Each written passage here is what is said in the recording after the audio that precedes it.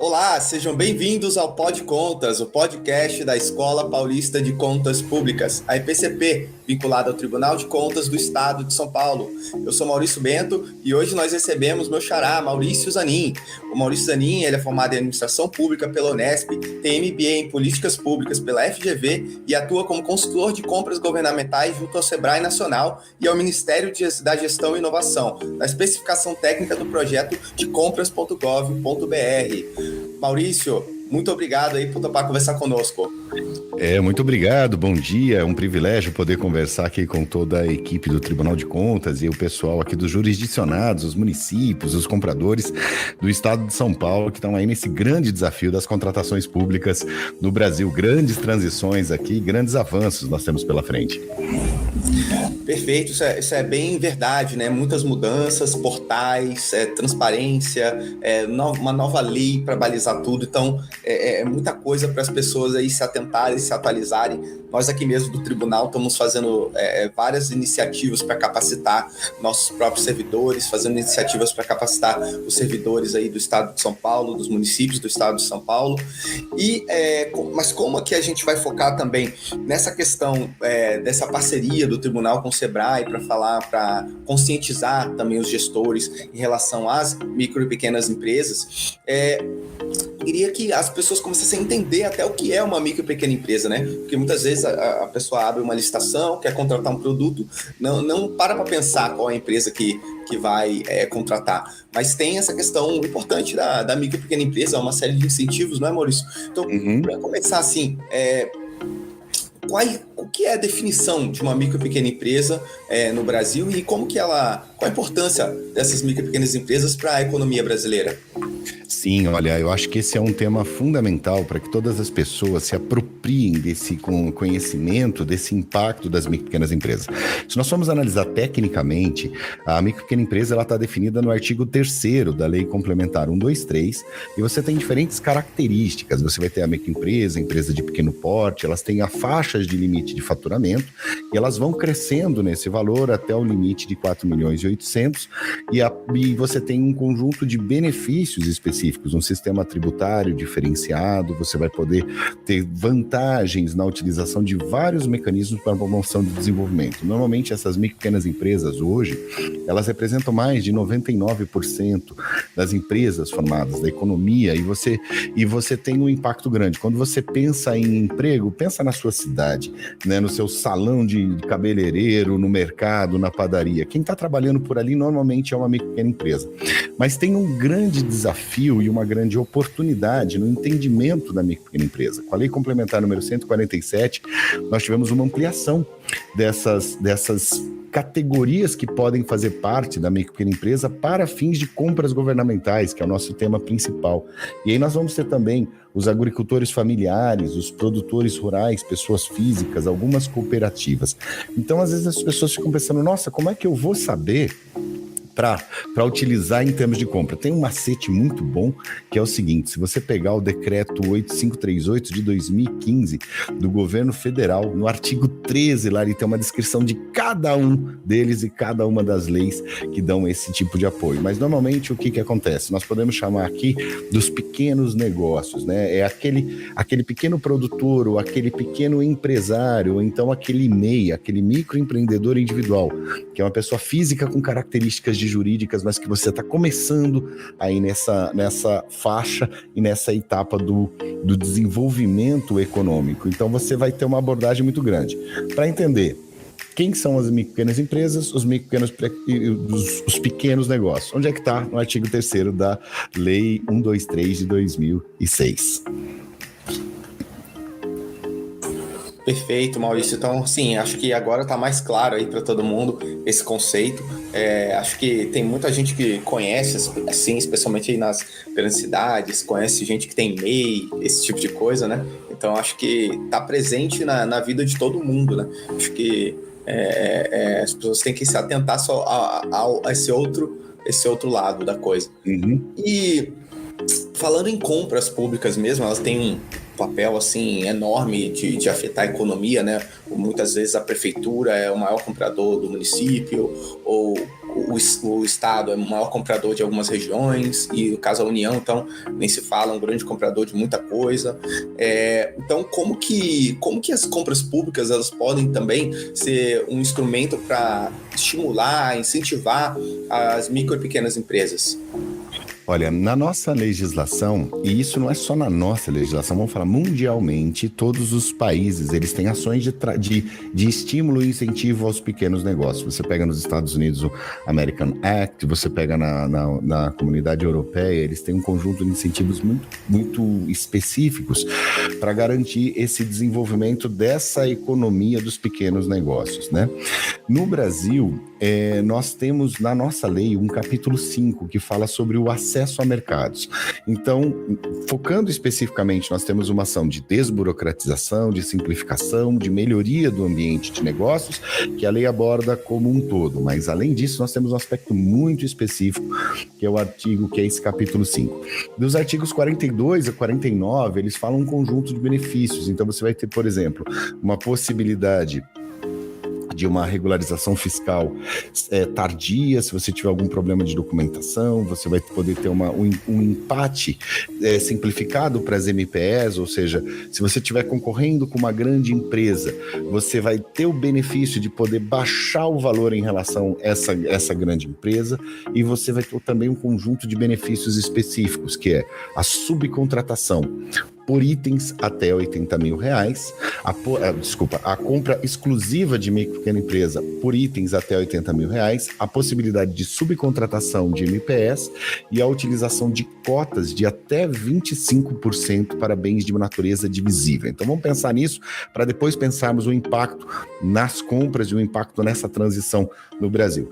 Então, os benefícios que eram obrigatórios desde o começo, algumas ações que agora se tornam mais obrigatórias, e ainda tem aí uma ação que fala sobre a possibilidade de prioridade de contratação. No caso de uma discussão aí entre a microempresa local e regional, você está nesse embate justificadamente.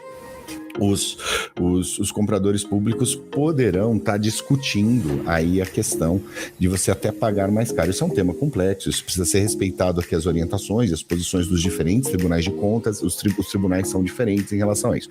Então, com base nesse macro cenário, nós precisamos pensar o seguinte: todas as licitações vão ter de aplicar, de alguma forma, esses benefícios das micro e pequenas empresas em todas as modalidades, a Lei 8666, a 10.520, a 12.462, que é do RDC. E principalmente agora, né, com a 14.133, todos os benefícios continuam sendo aplicados. Só que nós temos um grande impacto em termos do desenvolvimento nacional, que as licitações passam a ser eletrônicas, passam a ser obrigatórias, e na virada do ano, depois de 30 de dezembro, que nós vamos migrar todo mundo lá para o processo eletrônico, o canal de negócios, o novo canal de negócios para as micro e pequenas empresas é algo gigantesco, é algo inovador. Eu estava ontem dando uma referência, por exemplo, de um grupo do pessoal do Alto Araguaia, Formoso do Araguaia, que estava atendendo a região do Mato Piba, Maranhão, Tocantins, Piauí e Bahia. E aí tinha uma MPE que estava faturando R$210 mil a cada 2-3 meses, e agora ele está faturando R$700, R$800 mil por mês. Ou seja, qual é o impacto disso em relação à contratação? Nós temos um efeito muito parecido com o que aconteceu na Revolução Industrial, em que você tinha uma grande demanda na Inglaterra, os barcos saíam e tudo aquilo que você conseguia produzir, você gerava esse negócio. Hoje, o comprador público, ele é um grande canal de negócio. Ele é responsável por uma parcela significativa de 15% a 20% do PIB brasileiro de contratações públicas. Nós estamos chegando para um processo de integração de todas as compras num novo portal, que é o PNCP, o Portal Nacional de Contratações Públicas. E para acesso a isso, as MPS conseguem fazer no celular. Ou seja, você pode sair de uma situação de não emprego, de não ter um negócio, de não ter uma informação, e você pode ter um canal de negócio completamente novo pelo celular. Eu lembro que quando nós tivemos o lançamento das funcionalidades de compras online no portal compras.gov.br, a primeira vencedora foi a de São Paulo. Foi uma pessoa que vendeu produtos para feijoada em algum lugar, assim, numa dispensa de licitação, uma coisa muito simples. E aí eu vou discutir um pouquinho mais as diferentes formas das MPS participarem, e conseguirem adentrar nesse mercado. O que é importante nós assim, apresentarmos para o pessoal que nos escuta, para os municípios, para os empresários? Esse é um caminho de transformação do Brasil e é um caminho que vai ser muito rápido. E quando nós provocamos esse desenvolvimento e chegamos na micro e pequena empresa, ela gera emprego, ela gera desenvolvimento local e cada vez mais ela se capacita para ser também uma fornecedora adequada para a administração pública. Verdade. E também tem a questão da formalização, né? Eu como economista, até queria falar isso, que eu sou economista, às vezes eu tô aqui, as pessoas acham que eu sou jornalista, alguma coisa assim. Eu fico pensando na informalidade, que é muito grande no Brasil, né? Eu acho que essa questão das micro e pequenas empresas, o incentivo a elas também é uma forma de formalizar a economia, de você trazer esses números para dentro, facilita a pessoa depois contratar, tomar crédito, uma série de coisas para investir e crescer. Eu acho que gera um ciclo virtuoso aí de desenvolvimento aí que é muito, muito importante. E dentro do Estado, assim, existem, para ter esse incentivo, precisam ter, assim, as normas mais claras, né? E quais são, então, Maurício, quais são as principais normas aí que visam beneficiar as micro e pequenas empresas, especialmente no que se refere aí à administração pública? Olha, uma decisão muito sábia e muito efetiva foi a concentração desse conjunto de normas na Lei Complementar número 123 de 2006. Então, ela é um marco, ela é o estatuto da micro e pequena empresa e ela criou um grande arcabouço de convergência de todos os aspectos de operacionalização da vida dessas MPS, das micro e pequenas empresas e dos pequenos negócios. Então, essa é a primeira, é a fundamental. Você começa a partir daí e você vai ter uma implementação bastante efetiva, porque ela fala do processo de formalização, ela aborda a simplificação, ela fala da criação do MEI, do microempreendedor individual e de todos os benefícios. Hoje, por exemplo, esse processo que você comentava conosco da formalização, o MEI você pode criar no próprio site automaticamente, você vai ter o seu documento de CC-MEI, você não precisa está indo à junta comercial ou realizando o registro em cartório. Esse instrumento normativo faz a agregação dos benefícios, fala sobre as tabelas tributárias e cria todas as características do ambiente de negócio. Vale a pena comentarmos também a Lei da Liberdade Econômica, que está trabalhando nesse aspecto, mas quando nós entramos especificamente no aspecto de compras, tem uma referência que deve sempre ser observada, que é o Decreto Federal número 8538 de 2015, que ele acaba sendo um norte da aplicação dos benefícios de contratação pública, tá, para a administração pública. E por que isso é importante, por exemplo, para os municípios, ou para os municípios de São Paulo? Porque nós temos uma temática muito relevante de se trabalhar, que é a questão das transferências voluntárias da União. Normalmente nós temos aí os convênios, os contratos de repasse, as emendas parlamentares, ou seja, a aplicação desse recurso federal precisa seguir a regulamentação federal. E então, quando você aborda tanto a aplicação desse procedimento de maneira eletrônica, no pregão eletrônico que você tem, por exemplo, narrado por uma outra norma, que é o Decreto 10.024 de 2019, ou seja, ele regulamentou, estruturou a forma de aplicação do pregão para todo mundo, ou seja, ele está substituindo a antiga forma do Decreto 5450, e aí esse decreto 10.024 mais o decreto 8538 dá uma visão para quem está implementando na legislação antiga. Mas e se eu quiser pensar no futuro? Como é que eu vou fazer para pensar no futuro? Aí você tem que olhar a 14.133 e dentro da 14.133 tem um conjunto de normativos que eu vou abordar, acho que na hora que a gente for falar um pouquinho mais da 14.133, do que eu preciso fazer para colocar o meu município no trilho e conseguir comprar direito no processo de transição e também fazer essa aplicação dos benefícios para uma pequena empresa. Ótimo. E então, acho que passa também, já tem normas, né? Já estão, essas questões já estão sendo previstas, então precisam ser também executadas. O gestor tem que estar bem atento a isso. E uma coisa com a nova lei de licitações, né, em 2021, a Lei 14.133, a gente gravou podcast sobre o tema, a gente teve eventos no tribunal, até a alta cúpula, os conselheiros se envolveram bastante nesse debate. Então, assim, é um tema que realmente envolveu muito o tribunal, porque realmente é uma das principais atividades nossas, né? É fiscalizar a legislação, especialmente referente a compras públicas. Só que ela mudou, assim, tudo, né? Mudou muita coisa. Quer dizer, algumas coisas, o corpo, assim, até que tá parecido, mas os detalhes, assim, tudo detalhe mudou. E às vezes causa essa necessidade de se atentar e se adaptar. Eu vejo que muito gestor tá até empurrando um pouco a barriga aí, tá esperando o adiamento, já teve um adiamento, tá esperando que tenha outro, algo do tipo.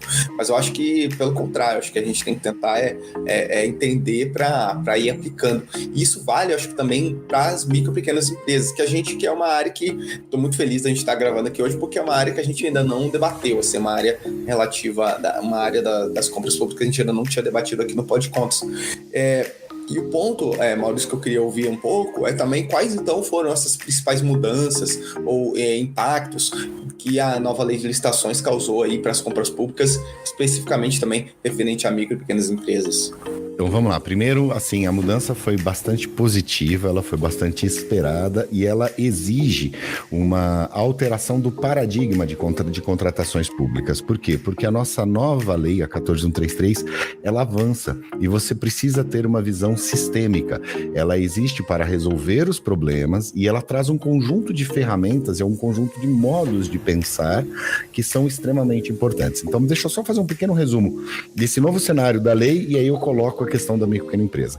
Então, o primeiro aspecto é importante. Nós teremos uma legislação, nós teremos uma possibilidade de trabalhar com artefatos, ou seja, você vai trabalhar com diferentes mecanismos que estão vinculados ao que nós temos no artigo 5, que falam sobre os princípios, e no artigo 11, que está falando sobre os objetivos. Dentro dos objetivos, eu chamo muita atenção para o parágrafo 1º do artigo 11. Você que está nos ouvindo aí, por favor, dê uma lida depois com calma.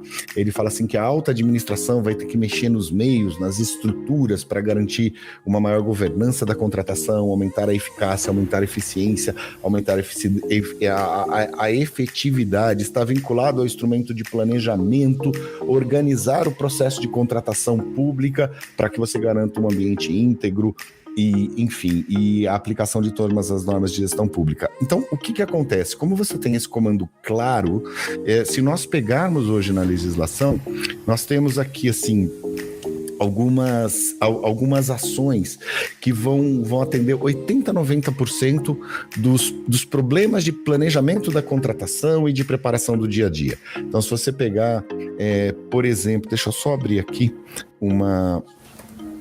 uma outra característica aqui que eu tinha colocado. Quais são os passos hoje que os municípios vão ter que fazer para entender essa nova lei, ler a nova lei?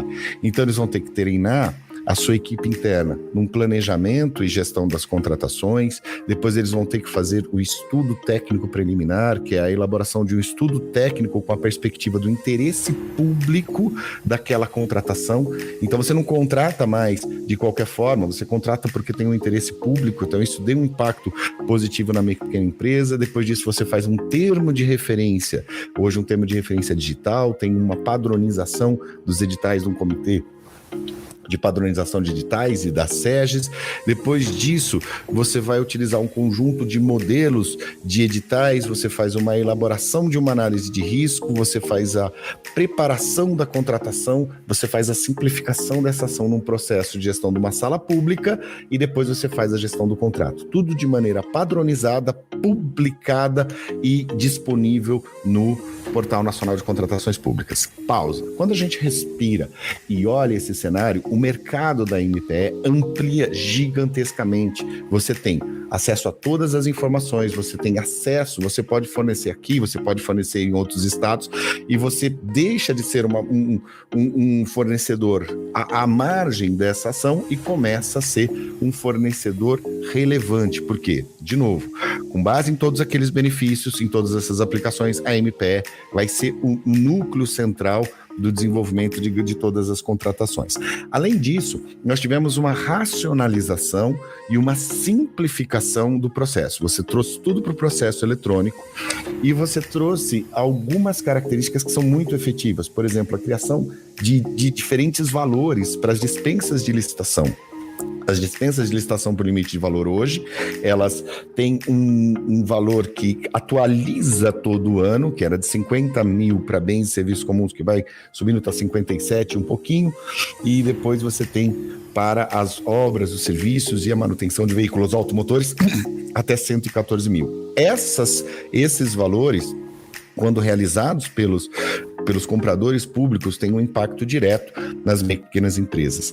Outras alternativas que foram criadas, por exemplo, como no artigo 78, você fala sobre os procedimentos auxiliares de licitação.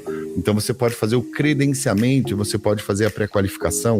Então, imagine que eu preciso consertar, fazer a manutenção das minhas escolas. Então, eu posso fazer um credenciamento de MEIs ou de pequenas empresas por preço certo e ajustado, e aí, de repente, eu vou fazendo um rodízio entre os fornecedores e vou rapidamente conseguindo utilizar esses procedimentos e fazendo essa montagem. Então, isso foi muito positivo, a possibilidade da dispensa de licitação, alguma possibilidade da alteração da ordem de pagamento, no caso, por exemplo, da pequena empresa estar em algum risco de insolvência ou de falência, simplificação nos processos de gestão e de contratos, e outros benefícios dentro do seu corpo estruturado. Isso é muito bom. Os municípios têm a possibilidade hoje de utilizar a regulamentação federal, e se você quiser utilizar a regulamentação federal numa análise de Pareto, vamos imaginar, por exemplo, que você está ouvindo agora assim, fala assim, como é que eu resolvo o meu problema de 80%?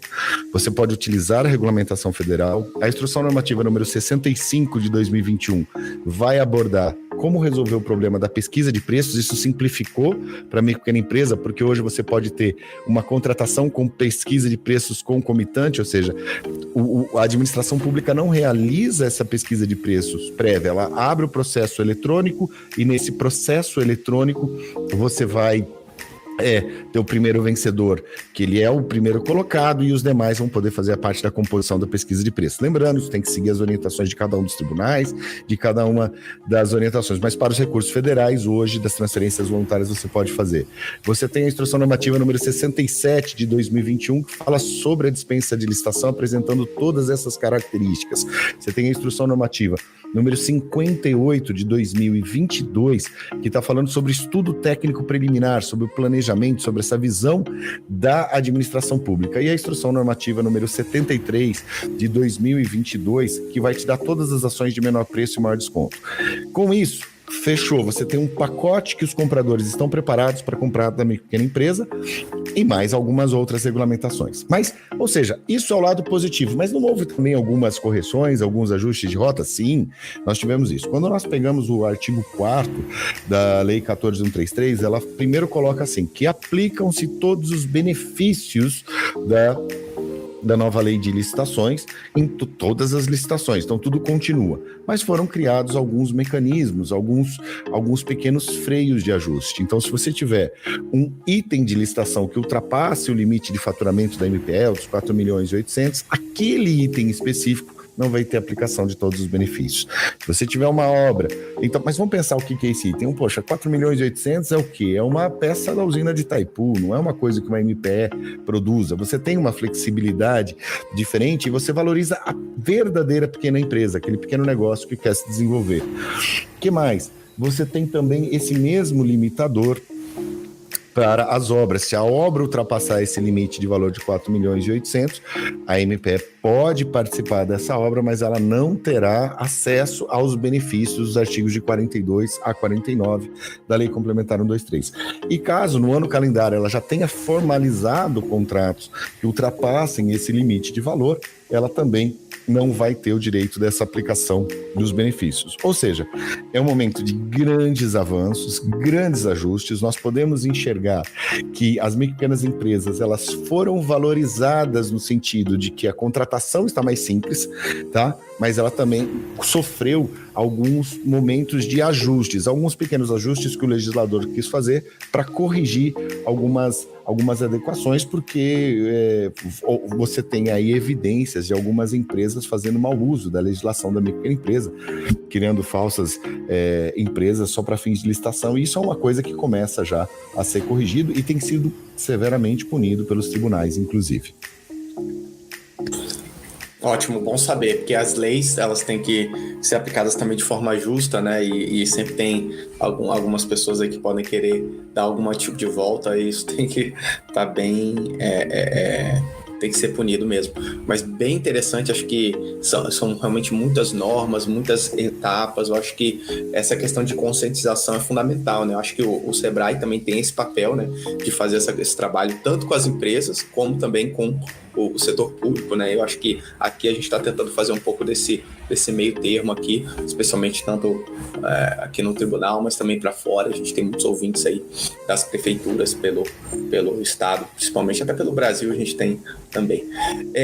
Mas Maurício, e agora então pensando assim, ó, a gente, um gestor público que está ouvindo a gente aqui, ouviu todos esses pontos interessantes, como da importância da previsão legal, dos impactos positivos que tem, mas como esse gestor que já entendeu a mensagem agora, ele quer implementar uma prefeitura, por exemplo, que nunca comprou de micro e pequena empresa, ou já comprou, mas nunca de forma, vamos dizer, atenta a isso, dessa importância, e quer valorizar e quer aprofundar essa aplicação. Como que o gestor tem que fazer? Acho que você abordou um pouco na sua última Sim. resposta, mas aprofundar um pouco mais esse ponto. Olha, se você é um gestor do estado de São Paulo, ou dos outros estados também, o estado de São Paulo tem feito um trabalho maravilhoso nesse aspecto, eu te digo o seguinte: quer bater um papo, quer discutir sobre isso, quer entender como fazer essa transição, procure o Sebrae, vai bater um papo conosco lá, venha bater um papo conosco, porque tem toda uma equipe que já foi treinada, que já foi qualificada, é muito conhecimento que precisa ser transmitido, mas você tem as diferentes alternativas. Por quê? Porque cada município tem a sua autonomia legislativa. Então nós temos casos maravilhosos em São Paulo, como por exemplo o Jundiaí tem o seu próprio sistema de contratações públicas. Então ele já realizou a regulamentação, já fez o processo de transição e já está em andamento. Os municípios precisam optar pela adesão a algum portal de compras ou pela construção do seu portal de compras. Então nós temos os municípios que já estão na BEC, por exemplo. Nós temos os municípios que estão no compras.gov.br. O que eu sugeriria hoje, se você é um gestor que está um pouco preocupado com essa transição, primeiro, mergulhar no estudo. Então, a adesão, eu vou pegar aqui o caso do governo federal, no portal compras.gov.br, que o Sebrae Nacional tem investido e tem apoiado. Se ele quiser, hoje à tarde, agora terminando o podcast, ele já pode acessar o compras.gov.br, ele pode ir lá como agente público, pode se cadastrar, fazer um termo de acordo com o governo em 24 horas ou 48 horas no máximo, ele já tem acesso a login e senha.